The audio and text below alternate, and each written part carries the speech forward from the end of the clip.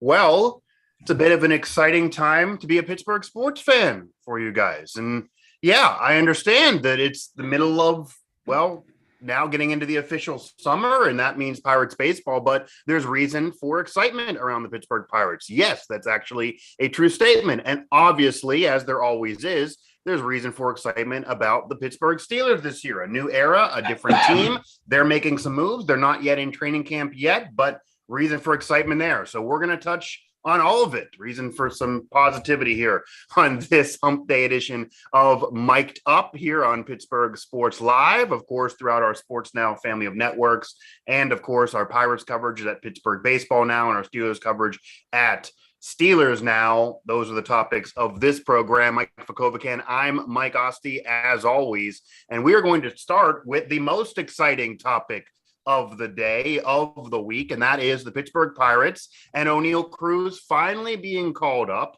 And not only being called up, and it doesn't happen every day like this. There's Hall of Famers that have not had production follow them after being called up, but immediately starts producing, immediately starts hitting, and the team explodes offensively. But of course, let's not get too unrealistic or ridiculous. This is the Chicago Cubs that many Cubs fans are telling me all the time how bad they are and how they finally have figured out how bad they are and maybe playing above themselves earlier this season. So we will discuss whether or not this is about the Pirates, the excitement, and what this young lineup can do, because it's not even just Cruz that got called up, or maybe fool's gold. And certainly Pirate fans have experienced fool's gold before with the Cubs maybe just being that bad. So, Mike, that's kind of the first, question for you. Number one, on Cruz, he gets called up. He's playing well, obviously, and it kind of ignites the fire around this team, around the vibe. JT Brubaker even had a solid start, even though obviously that's not part of the offense. That got kind of under the radar, under the rug. And this offense just completely explodes. 12 runs, 7-1 as we stand right now. What have you seen in Cruz? And is this youth revolution reason for optimism about the rest of this year and moving forward? Do you already see that already? Or is this still maybe a little bit of a great opponent to start things off against because the Cubs really aren't that good? Well, I think it's a little of both. Obviously, I think Chicago stinks. Yeah. But that hasn't prevented the Pirates from losing to teams before. When the Cincinnati Reds a month ago or whatever were in that streak of winning 2 of 30 games, or whatever ridiculous losing streak they were in. Right. The Pirates went to Great American Ballpark, and Pirates were in the middle of playing well, and they thought they were going to continue to play well, and they lost 3 or 4 or whatever to Cincinnati. So it doesn't really matter. I'm not going to look at the glass half empty. I'm going to look at it half full, in that I just think there's a little bit of excitement, obviously, within the clubhouse of some of these young guys coming up. There's something to be said for guys getting an opportunity, young guys getting their first opportunity. And, when you're dealing with older players sometimes and they see a record, you're 10, 12 games under 500, it's hot out there, they're getting their millions. I don't know how much they really care about being out there. That's in some situations.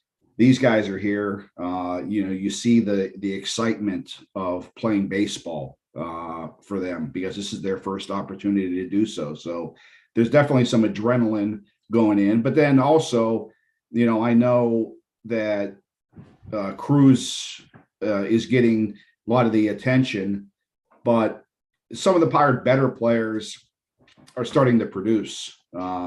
Key Brian Hayes led off the game last night with a triple.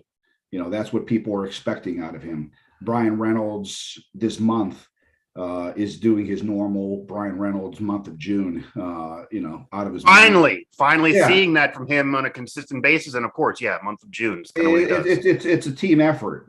Everyone is playing well. Vogelbach, you could go up and down the lineup, except for maybe the bottom part of the lineup, the bottom 2 or whatever. This team as well, and Cruz has definitely brought an excitement there. Now, is this sustainable? I the last time we did the show, the Pirates in the middle of the winning streak, and I just said, right, we cursed it a little bit. And I just said, be careful because it's right. baseball. Stuff happens. They're Yeah. playing well now. I don't think they have the offense. This is before they brought up Bly, Madris, and Cruz. I said I don't know that they have the offense for this to be sustainable. Yeah. And then they went on, and they couldn't hit the ball, and they lost whatever 9 in a row. Yeah. Games or not, whatever. Yeah. I think it's a little more sustainable now. But I would just caution Pirate fans to slow the brakes on Oneil Cruz. There's definitely things to be excited about. You see the potential there. You'd have to be blind not to see the potential there. But he still is young. Pitchers are going to figure him out. He's going to have to adjust. But there's going to be excitement. There's going to be games where he goes 0 for 4 and strikes out 3 times. And then there's also going to be games where he probably hits 2 into the Allegheny River. It's going to be an up and down year for the guy. So I would just caution Pirate fans, ride the wave, don't overreact, enjoy it, because they have a guy here that appears that his time is now. He'll be with the Pirates for X amount of years. So enjoy this. Don't be negative. There's not reason to be negative right now. Absolutely. Well, but they'll find it. Trust me. When he goes 0 for 25 or something, right. The bust, and he was overrated, and all that'll come out. It's just a matter of time before I'm sure it will. Overrated him, and the Pirates didn't develop him well enough. So it's coming. You got to just ride that wave with a rookie. Yeah, no, absolutely. And again, what you just touched on is why critics that are going to be listening and watching the show are going to say, we've seen this fish before. 2 weeks ago, you guys are on there asking if there was reason for excitement. Of course, Oneil Cruz wasn't up yet, but the Pirates swept the Dodgers. They won the season series of the Dodgers. They then followed it up with another series win over Arizona. And then it was just the floodgates just really went wild, and it was 9 in a row where not only were they losing, that's going to happen to his team that's still bad. They're still not yet going to be good, but they just weren't scoring. The offense just completely went to sleep. This did ignite it a little bit. The Cubs are very bad, though. They have the Rays coming out after this Cubs series, so things won't get easier, but oddly, the Pirates have actually played well against the better teams and then have fallen off against some bad teams. You mentioned against Cincinnati and others. So who knows how this team's going to play? I think recently also they've gotten some pitching.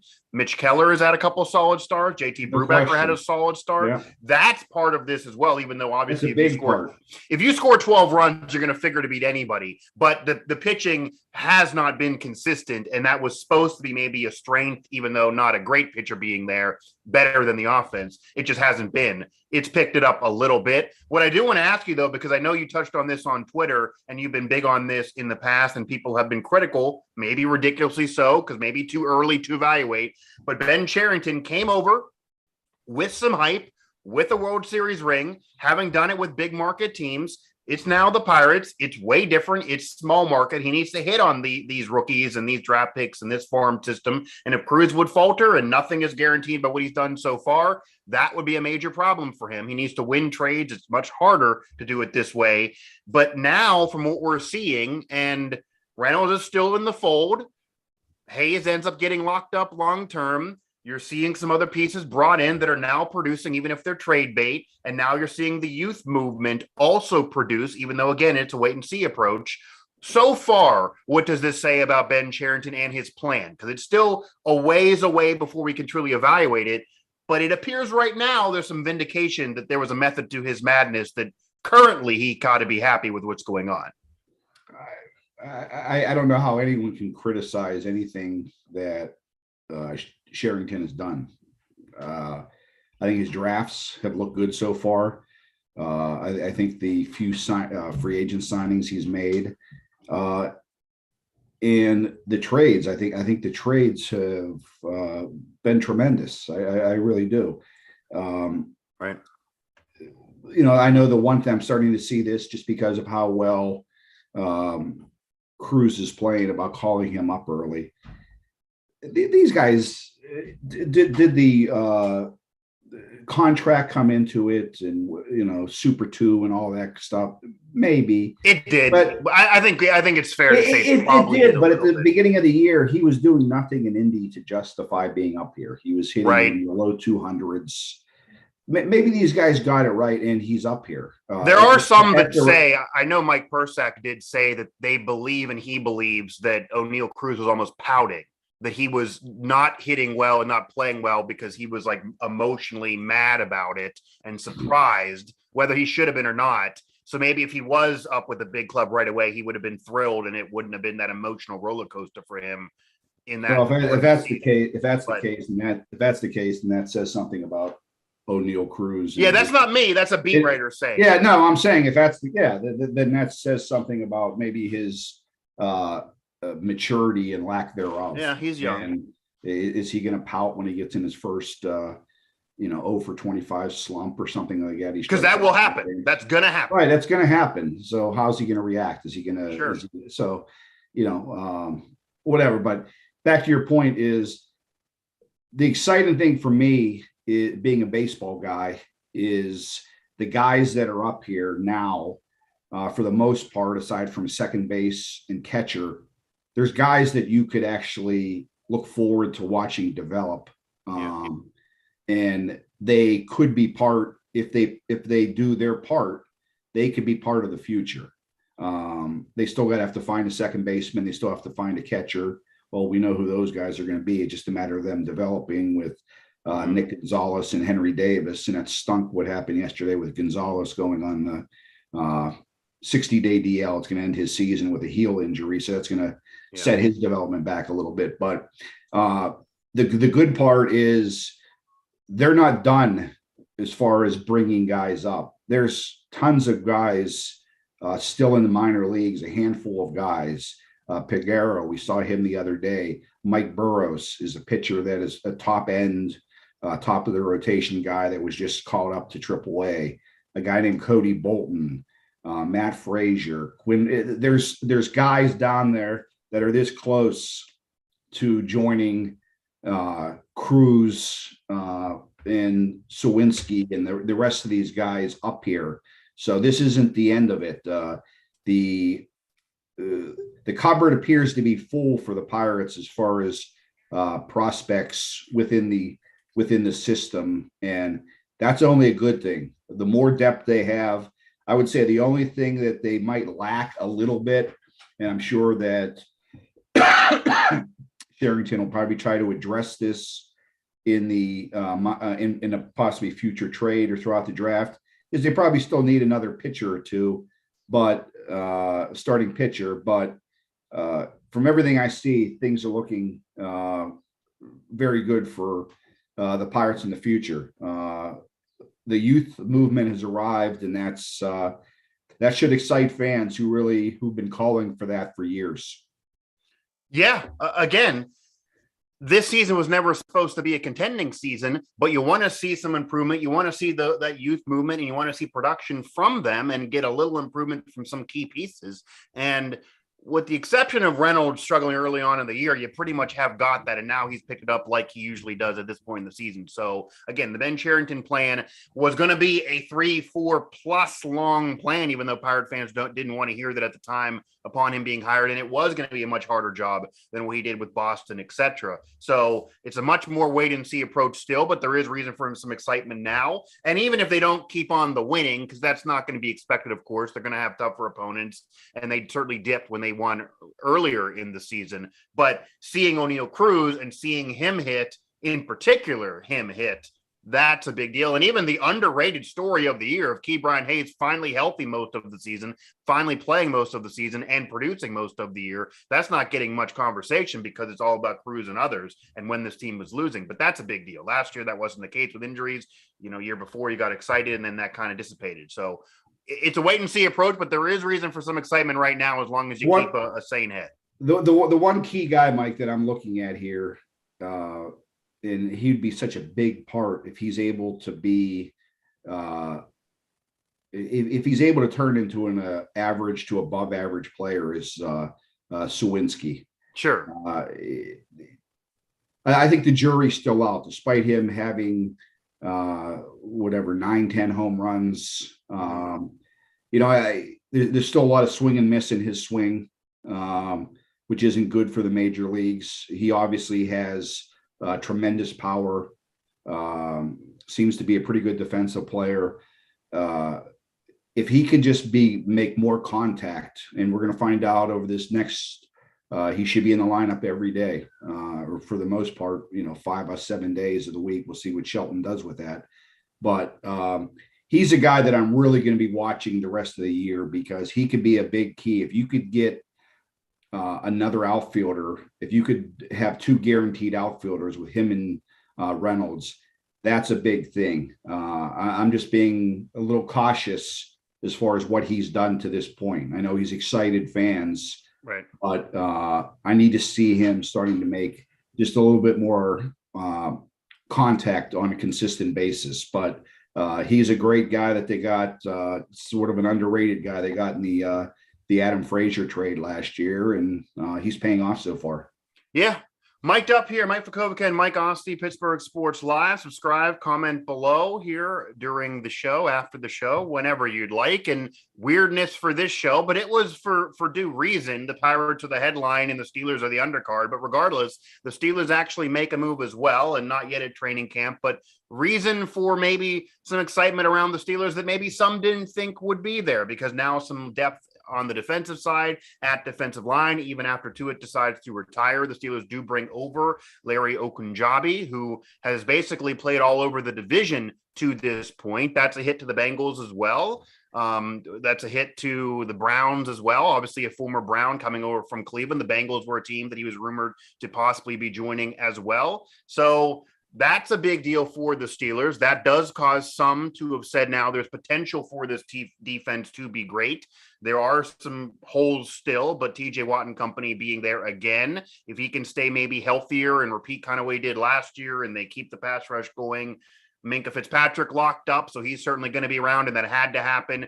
There are some getting excited and saying there's potential for the Steelers defense to finally be great. I have said that in recent years, it really hasn't been, despite the sack numbers, because they allowed so many yards and so many points throughout those seasons. And maybe it was a bit national media running amok and not really following it as much as maybe local media or Steeler fans would. But even now, local media and Steeler fans are saying that this defense actually has potential. Where do you stand on the potential of this Steelers defense? And do you like these moves that the Steelers are making? Because they are not just sitting idly by. They are trying to make some moves. They are spending some money. They are trying to improve this team and win now, even though they just draft a rookie quarterback for the future and have a bridge quarterback. So other franchises might be kind of in a bridge situation. They're trying to win during the bridge and certainly building up the defense. Yeah, the under the Rooneys, the Steelers are never going to punt it and right. 100%. Rebuild for the future, and they're never going to, even though maybe they'll. I don't even think internally they'll say it. I just don't think that's the mindset over the place. You don't become a franchise like that by having losing seasons with Tomlin, right there. Yeah, they that's just not the way they. It's just not the way they work, and they also have been around long enough to know that that's not the way of the NFL. Things don't always work the way teams that look good on paper. Stuff happens during the year, either good or bad, and that changes the outlook of the season. So I'm kind of surprised of the buzz. I think Rich Eisen might have said that yesterday or a couple days ago. Yeah. He's a rare person in national media that seems to be getting on the Steelers wagon. Yeah, I'm kind of surprised that more people aren't excited. I don't know if it's because of what the Cincinnati Bengals are. People expect them to be the dominant team in the division again, and right. Lamar Jackson, all the hype that he always gets. Maybe they think they just in Cleveland still is a talented team. They got a lot going on. Maybe it's just because of who they're playing, a division they're playing in.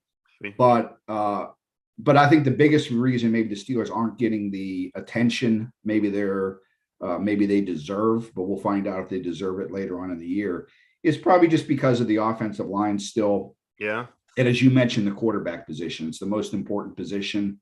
And, the Steelers obviously have the biggest question mark in the division at the quarterback. Mitchell Trubisky, despite what anyone, nice guy and all that, didn't get it done in Chicago. Rookie quarterbacks, despite Kenny Pickett and everything he did at Pitt, he's still a rookie quarterback. He's a rookie quarterback, right? He's a rookie quarterback. In the offensive line, we'll find out how that's probably the reason why they're not getting the attention. But I like the moves they have. I think the schedule quite difficult, portions of it.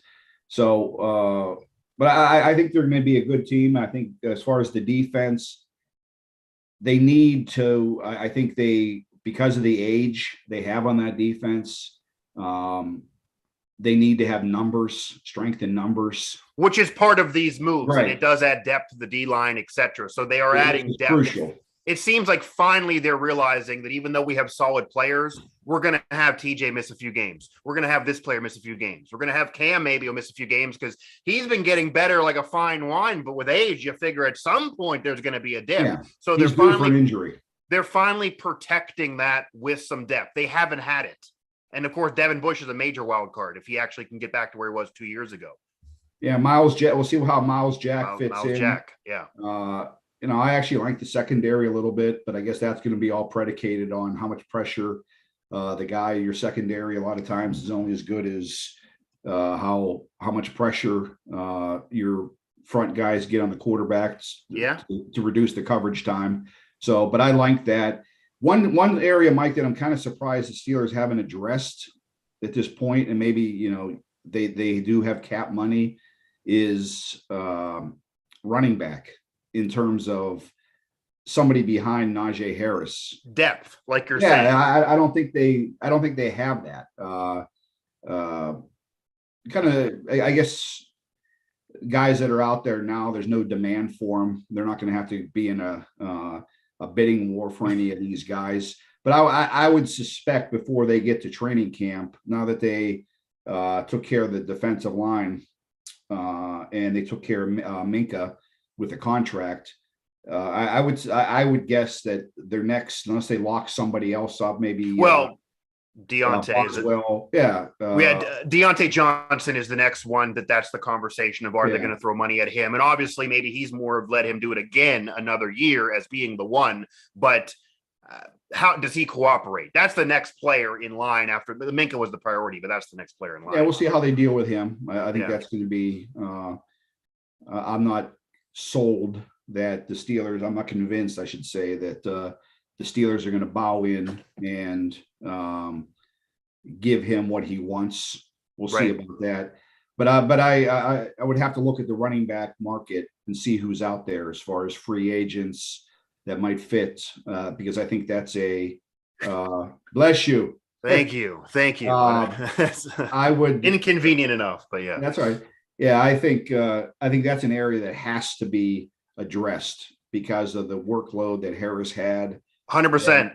Yeah, and what they're going to want to do this year, they need somebody better back there to help him out. And right now, I don't believe they have that currently on the roster. Yeah. I don't think there's a belief in Benny Snell football that's going to be the guy as much as maybe people like covering him and being around him and the pearly whites are flashing all the time. Doesn't appear like he's going to be the guy, although maybe he'll step up into that role. But that is a position that has not really been addressed. And there got to be somebody out there that can be that second piece, because as you mentioned, Najee Harris had kind of a polarizing season last year. He had a good season in terms of yards overall for a rookie, but his yards per carry weren't that great. And then some can defend it by saying the offensive line wasn't that great. Obviously, they were really, really bad, and that affected quarterback play, running back play. It made it harder on the receivers. If that improves a little bit, that'll make all of that better and help all of that more. But you also don't want to kill Najee Harris going into his second year and having to give him so many carries each season. Running back shelf life is so small, and he's such a key cog for you. So that a first round pick. So that's definitely kind of something that's not getting much conversation, but makes tons of sense that now they would go after, especially if they're not going to lock somebody up right now in the offseason. It does appear they have a lot more depth. The defense has not been as good as some think it has been in recent years, but maybe it could be better. And one thing that needs improved, and this is what would have been improved by Stephon Tuitt returning, but he wasn't there last year. He's not going to be there again. And then they add players like this, even in the draft with DeMarvin Leal and others on the defensive side after those picks of Pickett and receivers, is the run defense better against the run. They were good a couple years ago with Tuitt. It was actually his best season of his career, unfortunately, that he ends on. But last year, they moved from, I think, 11th to 20-something, 22nd. That's not going to work. 20-something against the run is not going to work. They got to bring that to even realistically 15th would be a big jump. So that got to improve. They don't get the turnovers. They haven't been getting the turnovers they got a few years ago. That got to try to improve, although, of course, people are keying on Minka, etc. So there's potential there, but it hasn't been there. And, yeah, I mean – it still is. It really, no one can truly evaluate this team regardless of schedule or moves until we know who's going to be starter week 1 at quarterback. As you said, it could be Kenny Pickett. He's the most NFL ready guy. He certainly has won battles before, but it does feel like there's the whole thing. If you're Cam Hayward or a veteran on this team, you might love Pickett for the future, but if you want to win now, as they do, it's a rookie. There's going to be growing pains there. Do you want to go through them? And then Mitch Trubisky, yeah, he didn't get it done, but he did have a Pro Bowl season and lead the Bears through the playoffs with a worse roster than this. So maybe he starts the season. One thing I know is not going to happen, and the big loser of this offseason obviously is Mason Rudolph, because Ogunjobi was involved in the Myles Garrett incident, and clearly that's not going to be a player that Mason Rudolph, I'd imagine, secretly is going to want to be around. So let's see how those interactions work, since Mason Rudolph's still very much on this team as we speak. I'd be shocked if Trubisky isn't Trubisky has to be the quarterback. He has to be the week 1. I do think so. There's no point of bringing him in if he's not. Like, I'm not going to bet how many games. I'm not going to bet how many games he's going to be the starter. I'm not going to say he's going to be here all season, but to start the season, I would be, and there's nothing wrong. And if that happens, that is no indictment of Pickett. No. Yeah, it's no indictment of Pickett. I actually think it's probably not a bad thing. It would be an indictment of Trubisky if Pickett starts, even though people can say, well, Pickett wins the job. If he's the better quarterback, they're going to go. But it would be an indictment of Trubisky, who, by the way, Pickett, is 24 now? Trubisky's only 27. He's a former first rounder as well. I'm not saying he's going to be as good as Pickett in his career, but if Trubisky cannot win a job at this point in his career as a former Pro Bowler with more weapons now and supposedly a better O-line than last year through a full camp battle with a rookie, that's an indictment of Trubisky. Yeah. And I'm not, again, there's a possibility, though, that he could start the year and actually be good enough where they does start the rest of the year and maybe they win 8 games with him like they would have with Pickett probably, or could have been with anybody else with Ben, and maybe he's good enough. I'm not saying Pro Bowl, but maybe he'll start the year and suck, and then they'll switch it out week 4 or 5. But it would be hard for a veteran team to not have a veteran QB, a former Pro Bowler, start over a rookie. That would be an indictment of Trubisky. Is Rudolph going to be here to open camp? I do actually think Rudolph's going to be here to open camp. I don't think Rudolph's going to be here to open up the season. I don't even know if Rudolph's going to be here to open up the preseason. It could be like how they handled Josh Dobbs a few years ago, where they let him hang around for camp, and then that was it. Didn't even go to the preseason. But I do think Mason Rudolph is going to be here for camp. I actually do believe for sure it's weird to say, they're trying to make sure they get the most value for him in a trade and maybe showcase him a little bit. His value might be polarizing in the league like it is with fans, but they're going to get something for him. There's definitely a market for him as a backup quarterback in the NFL. Steeler fans that think he can't play at all, but just hate him up and down, that's a bit ridiculous. He's going to be a backup somewhere. He might even start some games again in the NFL. He's been serviceable as a backup. He's not going to beat out Trubisky or Pickett, but I do think he'll be there in camp.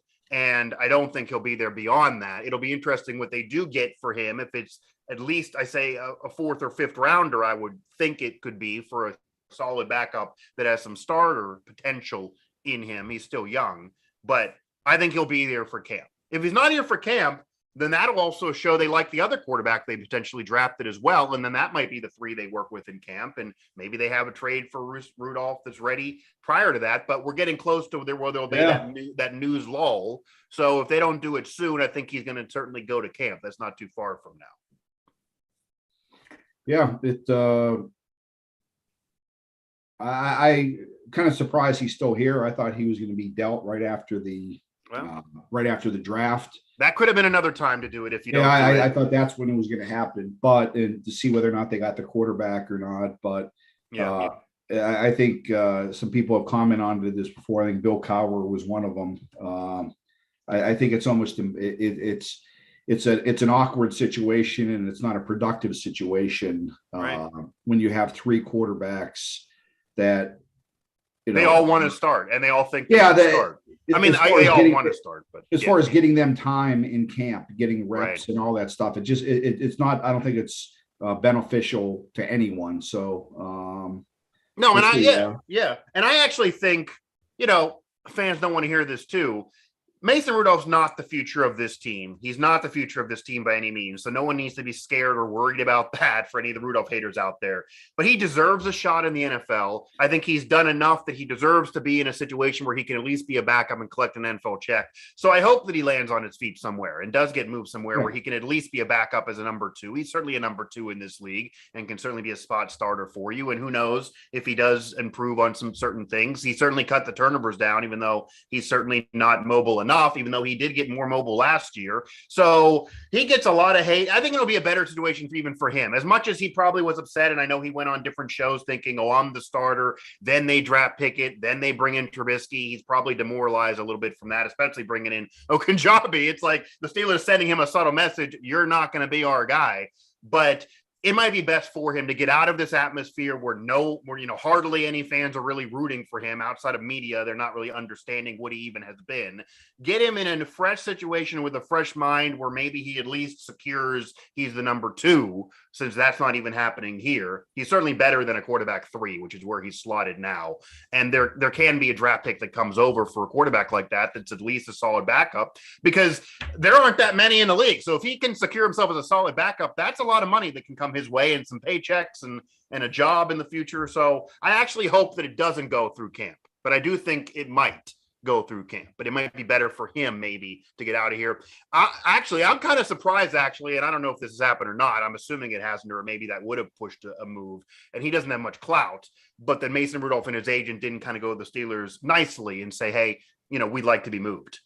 Just because so that's going to happen anyway. But if that did happen, I would have thought maybe it would have happened already. But reason for excitement if you're a Pittsburgh sports fan, reason for excitement on the baseball diamond, shockingly, with to wait and see though if that continues on. And our apologies if we curse thing, because every time I ask that question, it seems to just go totally off the rails right after. And getting in that wait and see approach, but the Steelers are not sitting on their hands. They're making moves, and they're making moves for depth. So that's reason for excitement about the Steelers to actually be in a much better situation than some would have thought they would be in this year, even a year ago or even months ago. So that'll do it for this edition of the show. Mike Vukovcan, Mike Asti. Again, subscribe, comment below here on Pittsburgh Sports Live, and of course follow Pittsburgh Baseball Now, Steelers Now, and all of our sites here